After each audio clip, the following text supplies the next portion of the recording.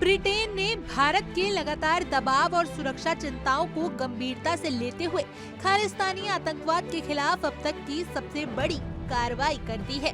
4 दिसंबर को ब्रिटिश सरकार ने गुरप्रीत सिंह रेहेल और उनके संगठनों के खिलाफ काउंटर टेररिज्म रेगुलेशन 2019 के तहत प्रतिबंध लागू कर दिए। इस कार्रवाई के साथ पहली बार ब्रिटेन ने खालिस्तानी आतंकी नेटवर्क की फंडिंग पर सीधा प्रहार किया है, जिससे भारत ब्रिटेन के बीच आतंकवाद विरोधी सहयोग को नई ताकत मिलती दिखाई दे रही है। सरकार के फैसले के बाद रेहेल, बब्बर अकाली लहर और उनसे जुड़े संगठनों Saving Punjab CIC, White Hawk Consultant Limited और लोहा डिजाइन्स की ब्रिटेन में मौजूद सभी संपत्तियों और आर्थिक संसाधनों को फ्रीज कर दिया गया है। ब्रिटिश नागरिकों और संस्थानों को इन व्यक्ति या संगठनों से किसी भी तरह का लेन देन करने की अनुमति नहीं है, जब तक कि HM ट्रेजरी से विशेष लाइसेंस न मिल जाए। इसके अलावा रेहेल को किसी भी कंपनी का निदेशक बनाने या उनके प्रबंध से प्रत्यक्ष या अप्रत्यक्ष रूप से जुड़ने पर पूर्ण प्रतिबंध लगा दिया गया है।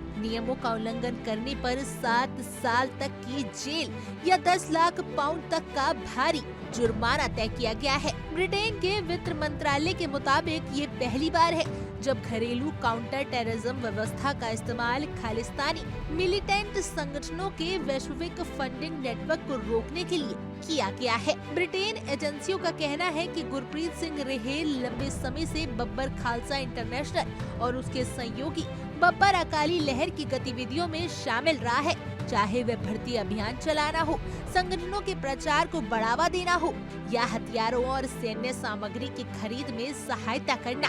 बब्बर अकाली लहर खालिस्तानी समर्थक हिंसक नेटवर्क का सक्रिय हिस्सा है, जिसे भारत में आतंकी गतिविधियों के लिए जिम्मेदार माना गया है। ब्रिटेन की आर्थिक सचिव ने कार्रवाई को ऐतिहासिक बताते हुए कहा कि आतंकवाद अगर ब्रिटेन वित्तीय प्रणाली का दुरुपयोग करेंगे तो सरकार चुप नहीं बैठेगी।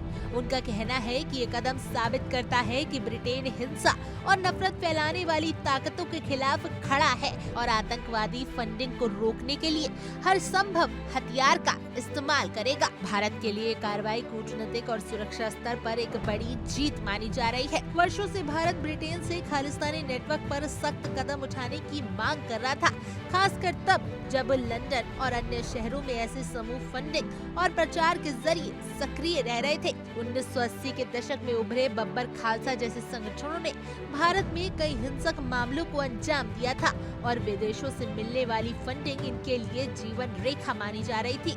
ब्रिटेन की नई कार्रवाई सीधे इस फंडिंग चैनल पर प्रहार करती है। विशेषज्ञों का मानना है कि इस कदम के बाद वैश्विक स्तर पर खालिस्तानी तत्वों की आर्थिक गतिविधियों पर असर पड़ेगा और आने वाले दिनों में और कई कदम उठाए जा सकते हैं।